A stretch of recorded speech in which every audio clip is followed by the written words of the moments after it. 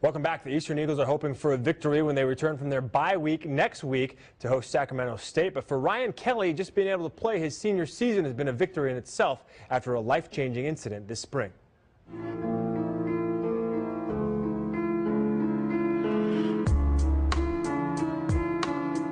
I can't even describe how thankful I am. Like I said, it's a blessing. For Ryan Kelley, that blessing is life. Football for the senior cornerback is an added bonus. Intercollegiate athletics, I think you get to a certain level that people forget that it's not just about sport, it's about life.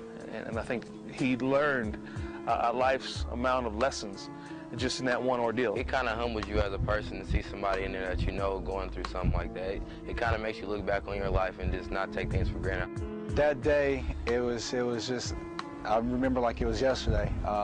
Just feeling sick. That day in March, Kelley's football career and his life were almost taken from him. It was just an unbearable headache. It felt like an elephant was just like walking across my head. But he ignored his girlfriend's urging to go to the hospital because he had a final the next day. I ended up passing out in the bathroom about 2, 3 o'clock in the morning.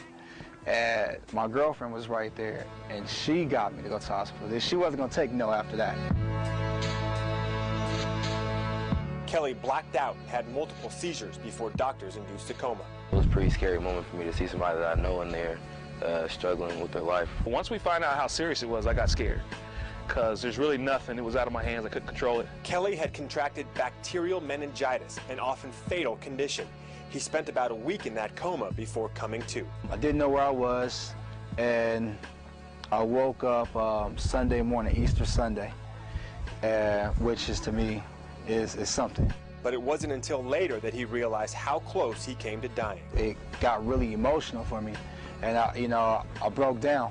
And reading about it and learning the statistics about it, I'm like, man, I'm so blessed to be alive, and I walked away with, all of, living, first of all, and then all of my limbs. Kelley was on the outside looking in during spring football, but by summer he had worked his way back onto the field.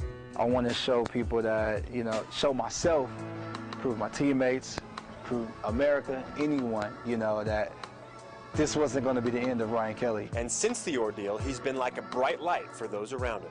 For him to try and come back, it makes us work a lot harder to see him trying to come back. It makes us push him, it makes him push us. I think the rest of the kids did a great job rallying around Ryan. I think the team did a great job rallying around Ryan, and Lord willing, he's here today. He's playing some pretty good football. So good, in fact, Kelley was named the Big Sky Defensive Player of the Week on Monday after returning one of his 2 interceptions for a touchdown in the win at Montana State. I'm like, I read it, I get teary-eyed. It put a big smile on my face to watch it on TV and see that he's doing a lot better. The honor is a validation that despite his adversity, Kelley's perseverance and hard work are paying off. For him to be here and to be able to play at the level that he's playing at right now is definitely remarkable. It's a testament to his will. I mean, I saw that firsthand in the emergency room. And having beaten bacterial meningitis, trying to lead Eastern back to the playoffs doesn't seem that daunting. It's my last year, one life, one chance. That's the way I try to live my life. And for Kelley, just living his life is a blessing in itself. A great kid. Coming up after the break, highlights from the Seahawks' big win and the World Series.